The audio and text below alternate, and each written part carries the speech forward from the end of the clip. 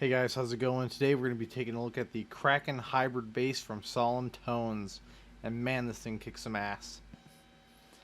Alright, so this is what the interface looks like for the Kraken. The cool thing is that you get a clean DI signal, which is really cool. And it also comes with a couple presets, which sit pretty decently in your mix. Or at least will get you kind of going. You can kind of tighten it up from there. I have 4 different amp sims that we're going to check out with the clean DI.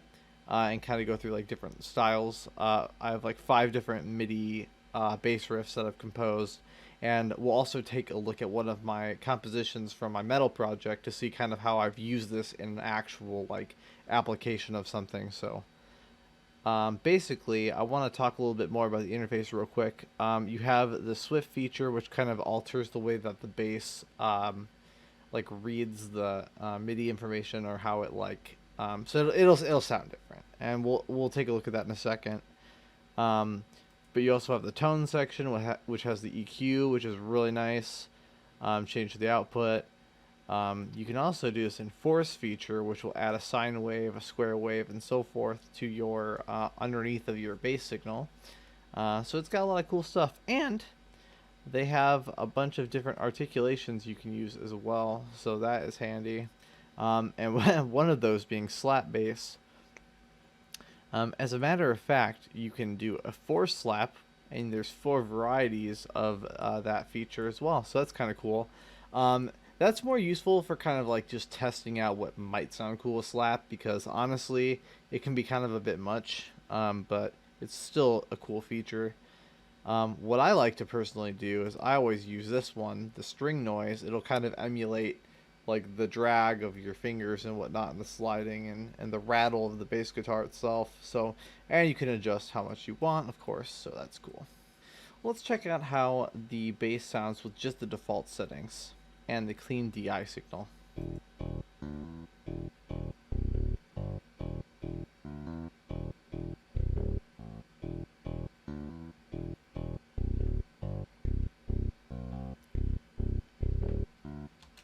Alright, and before we switch from the DI, I wanted to show the Swift feature, because it's crazy how much it changes the sound. Definitely sounds nice and tight, which I like. Almost a bit muted in some parts too, like palm muted. So that's cool. But what I would also say you can do, like I was saying earlier, is adding the extra string noise. And let's also add the, well actually while we're here, let's add this 4 slap just so you can hear what I mean. So they have different modes. Mode 2. So that one kind of sounds a bit off, but... and the last one. Alright, but you can kind of get a feel for like what the slap kind of sounds like. But I think you would kind of want to program it yourself, but at least this way you can kind of like test out like what it might sound like. But what I want to do real quick too before we alter the preset within the plugin itself, I want to add the enforce option so you can hear what that does as well. And I'll kind of mess with the knobs.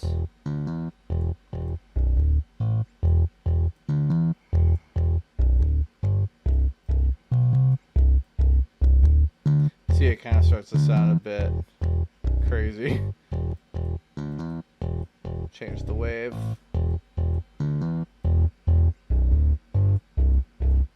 But it's kind of cool, you could do like some weird type of effects.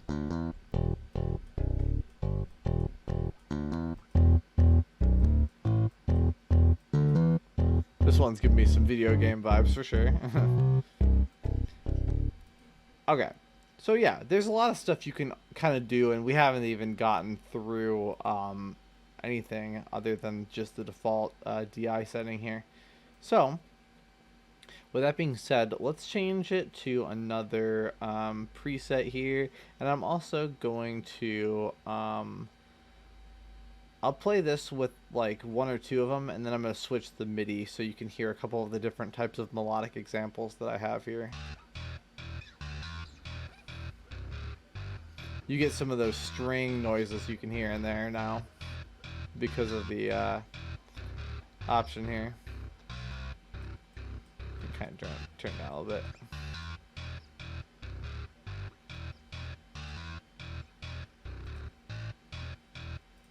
Alright, so let's load up another MIDI file here from my little thing.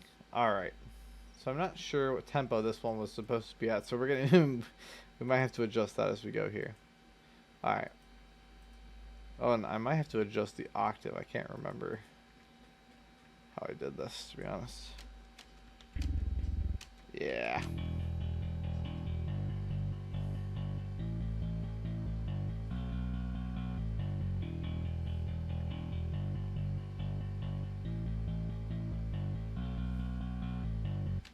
Alright, so that's without some stuff. So let's add some of this stuff again. I kind of like the Swift. Adds a lot of like chunkiness to it. Let's take the string noises off as well. Cool, let's switch the preset again so we just get a feel for some more of this stuff here. Alright. And this is with the Swift on. Take it off. Play around with it a little bit.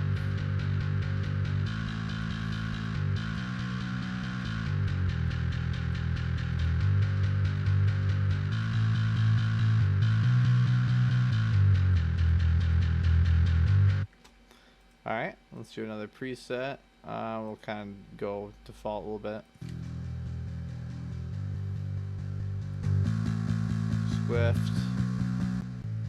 Swift off. So that's pretty cool.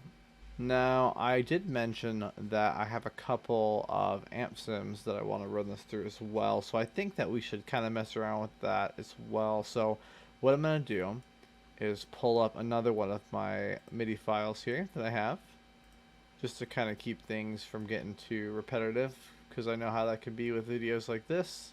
So I made a couple just to kind of show a little bit of the flexibility of the amp as well. So let's check out it with this preset real quick, just because we have it on.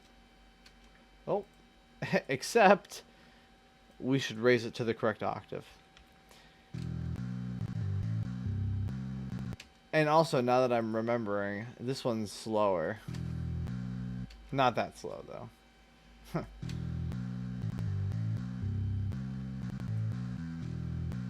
Alright, let's mess with some options here.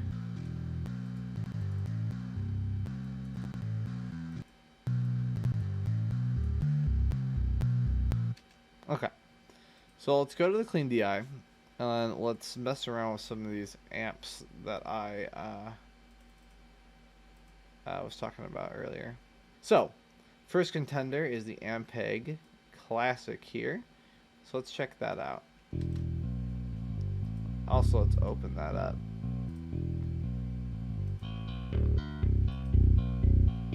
Do a couple presets within here.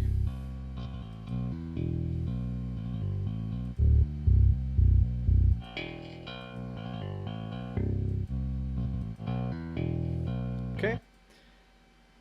Next amp sim is the Duality Bass Studio. Dude, this one's got a lot of options. So this one is good. All of these are going to get their own video at some point, but I figured that this was a good way to kind of show off some of the stuff here. Alright, so there's a lot you can do. There's a couple different options that will shape the tone right away without even messing with these knobs, which is cool. This is actually a preset of mine, so let's see how this sounds with this one. A little quiet. There we go. It's a little better. And you can add some distortion.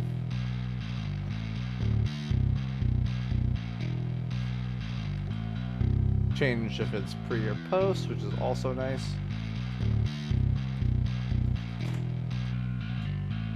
So yeah, this one sounds really good. It's good for metal for sure. Let's do the Galleon Kruger.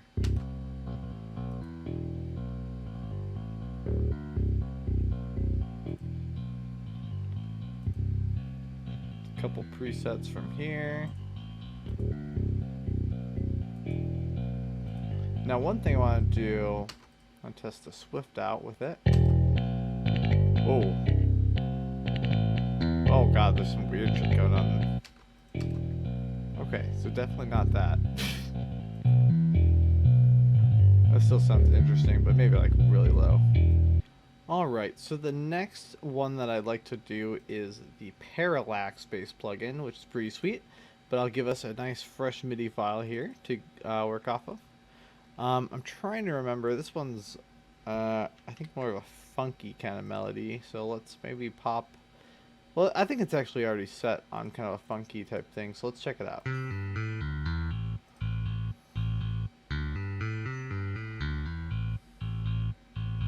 I honestly feel like this was faster though.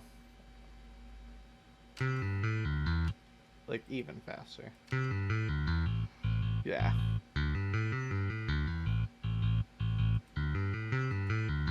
Let's mess with the tone a little bit.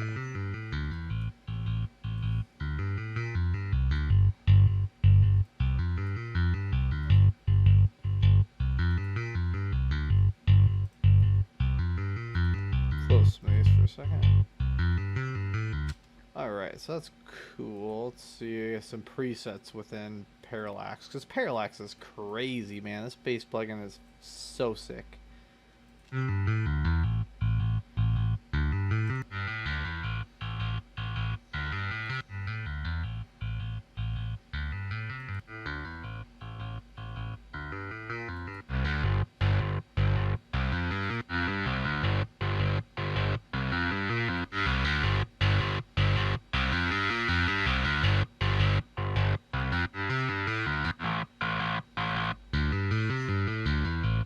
This one sounds pretty good.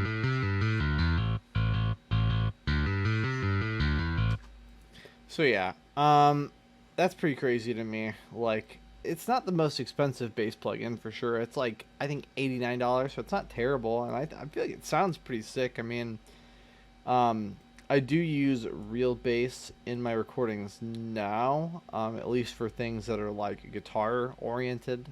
Alright, so this one is a very like chordal MIDI one, so I have to be careful what preset I use with this, because, well, it's you'll hear what I mean. Also, I need to make this one slower. This one's a slow one.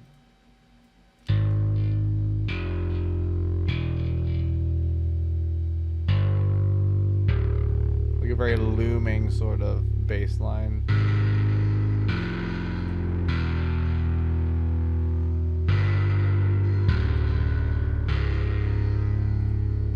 Alright, let's find some more presets for this maybe to try.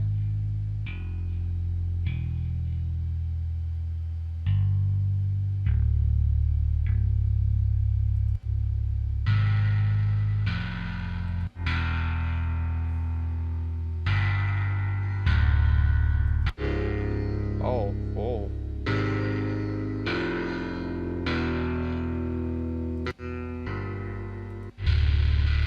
Oh god.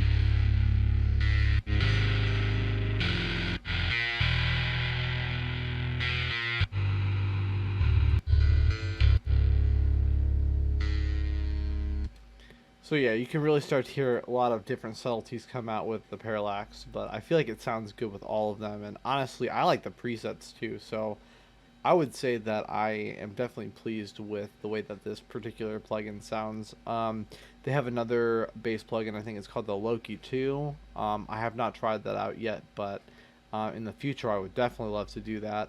Yeah, definitely a sick plugin. I would definitely recommend the Kraken Hybrid bass. But I want to give you a little example of how this sounds with a metal song that I have produced and stuff. So I'm going to cut to that.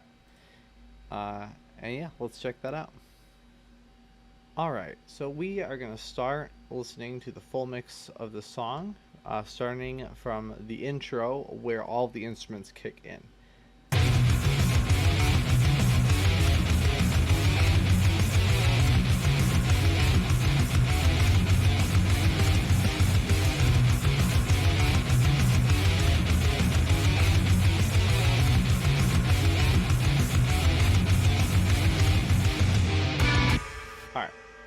So I'm also going to solo the bass line so you can just hear what's going on there. And also I want you to see what I've got going on in my effect strip here. So let's start the... Oops, that is from the wrong part. Alright, so let's start it from the bass melody that we just heard.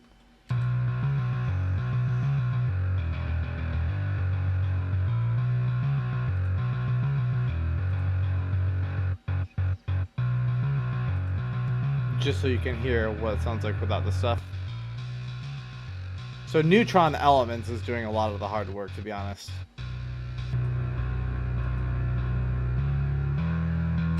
So yeah, I can kind of get a feel for how that's working, but yeah, I feel like it sounds pretty sick, honestly. And I even used a preset over using Duality Bass Studio here. But yeah, I have some leftover effects in here that I didn't use, and I had considered using Duality, but I didn't, because I like the preset. And actually, let's check it out. What preset did we use? I don't even remember. Gnarly 666, of course. Check out the tone and stuff. So I did use the Enforce, but I used a square wave, which is unusual. I don't know particularly why I chose to do that. I just did. But I like the way it sounded, apparently. And I also have the string noise on at the basic level here. So yeah, I think that sounds pretty sick in a mix. I think that's definitely a handy tool, and if you're thinking about grabbing it, I think that you should do it. It's not too expensive, and honestly, either one of the bass plugins from Solemn Tones would probably give you equally good results. They're sampled from different basses, but I believe they're both 5-string basses, and I think that the lowest note is probably either similar or the same, so you can go pretty low on this sucker, so that's pretty sweet. But alright guys, that's it for today's video. Thank you for watching, and I hope you enjoyed.